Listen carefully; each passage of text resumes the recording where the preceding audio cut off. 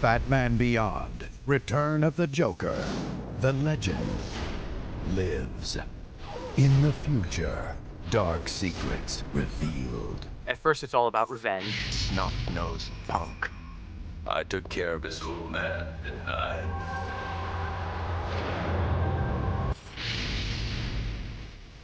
It takes place roughly 50 years in the future. Very 21st century. It's very Gen X. It features an old villain from the original Batman series. Hello, Gotham. Joker's back in town.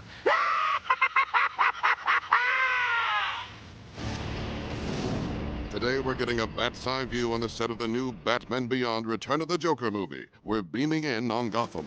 The main thing that gets me psyched up to do it is the fact that I get to say that I'm Batman, which is just the coolest thing in the world. I mean, you know, talk about helping you get dates. It's like, you know, I'm Batman. Meet me at Rhino's. I'll be wearing that dress you like. Whoa. So, Kurt, you are the director of Batman Beyond Return of the Joker. Am I to understand that there are two Batmans now?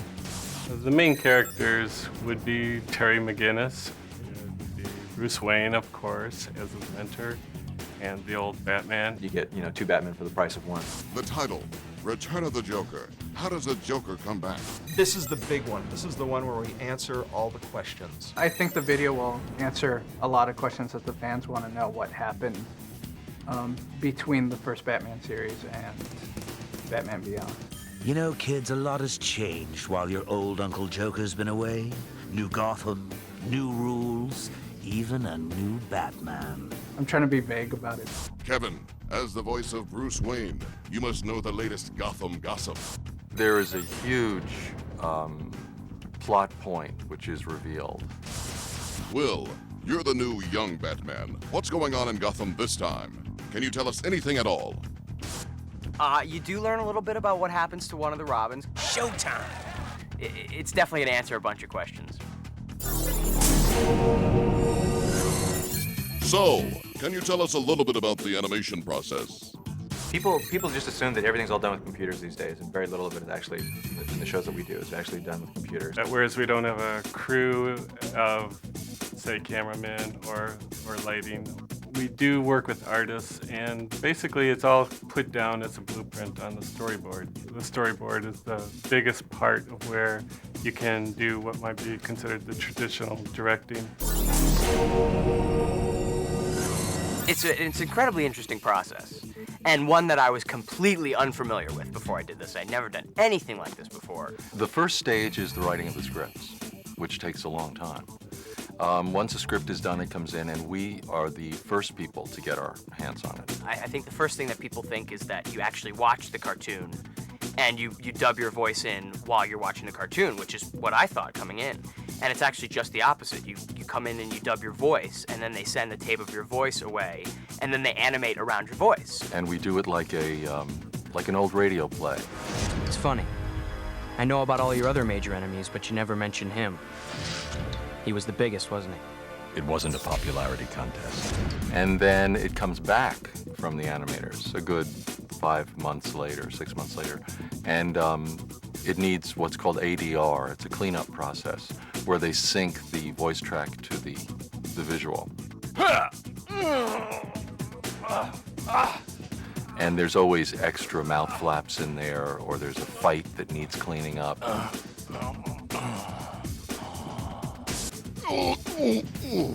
How's that? Hey, there's grunts here and screams there. And Landing grunts.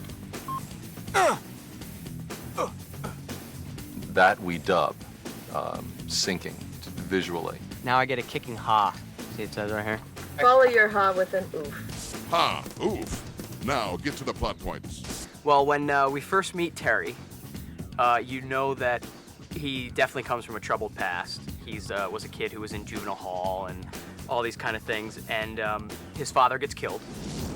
So he basically steals the bat suit and goes out and starts to fight crime. He's not quite the driven, obsessed, almost psychotic Avenger of Evil that Bruce Wayne is, because he's younger, for one thing.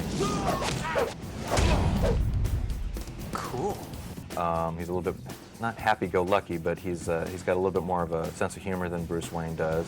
It's a school night, boys and girls. I'm gonna have to call your folks. Since Bruce is too old to go out and be Batman anymore, Terry's the field agent. He's the one who actually runs out into the field and fights crime. Sometimes I ask myself, is Batman just a suit, or is he the man inside? Well, this suit is more of a was more designed as an aid to Bruce Wayne because he had become older. So it made him stronger, gave him the opportunity to fly. Synaptic controls, neuromuscular amplification, flight capability. You're Batman. I was Batman. The batarangs, which are the cool little things that Batman always throws, come right out of the suit. And the suit actually can connect right to the car, which is a very cool thing. But as you notice, there's no cape. So the cape is gone, which is big, and the ears are about twice as pointy. Ears are too long, and I missed the cape, but not too shabby. Not too shabby at all. There's a two-way communications link through the Batman suit so that Bruce can actually see what Terry sees through his eyes. And so he stays in the Batcave and monitors Terry's activities from inside the Batcave. Any word yet? No activity in the last 24 hours. How does the Joker make his comeback? We tried to figure out a really interesting way of bringing him back into the future world of Batman Beyond, and we came up with, I think, was a pretty interesting gimmick on how to do that. It also has a flashback segment that explains what happened to the Joker in the past. It actually details Batman's final battle with the Joker, which is something I'm sure the fans are really curious about.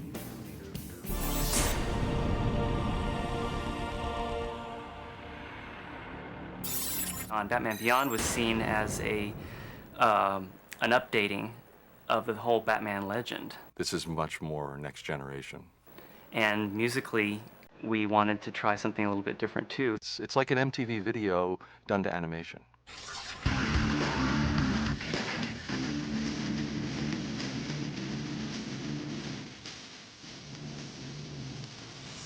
We actually found an opportunity to include some current artists with the soundtrack, one being the Fisto Odyssey, featuring a collaboration with Static X. We're all big movie fanatics, and it's definitely a bit of a dream come true.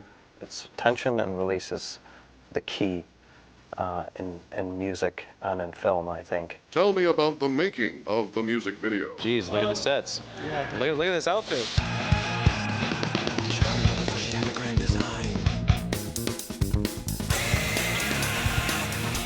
Green screen allows you to film these portions and be able to drop them into miniature.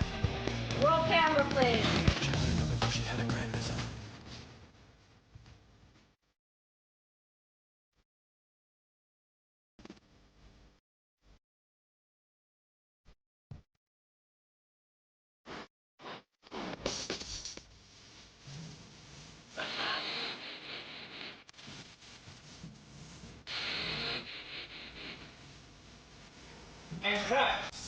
Kenny Wayne Shepherd was an interesting experiment because his style is, being more in the traditional blues, is a little bit further from the total headbanging heavy metal that we do for the show. So we just made a new hybrid where we'll have the orchestra, we'll have the heavy metal, we'll have the techno sound that we've had with the show, and then Kenny's very unique blues voice on top of it. So there's this melody that keeps going through the whole, the da-da-da-da.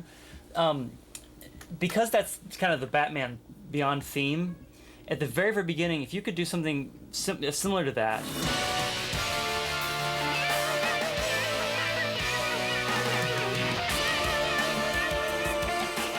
I think the energy level could be a little bit higher so that when it really kicks in at the very end, you can just totally go crazy.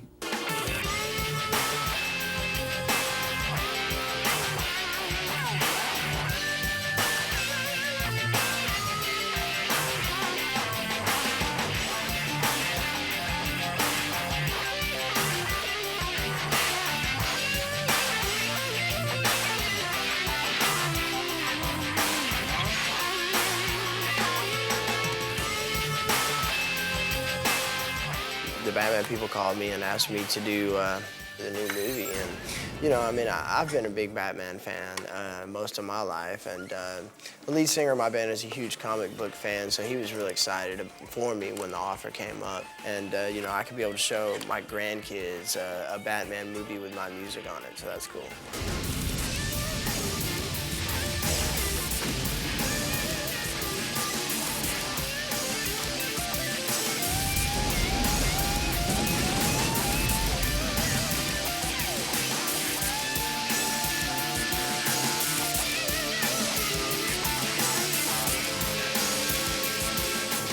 For Batman fans, this doesn't necessarily tie up a bunch of loose ends, but it incorporates so much of the old show and the Batman legend that it's a fantastic movie. I mean, it kind of ties everything together in such an interesting way with the past and the future and old villains meeting new villains and old heroes meeting new heroes. And I remember reading the script and just like jumping up and down. I mean, it's fantastic. I never suspected that this is the way it was going to evolve.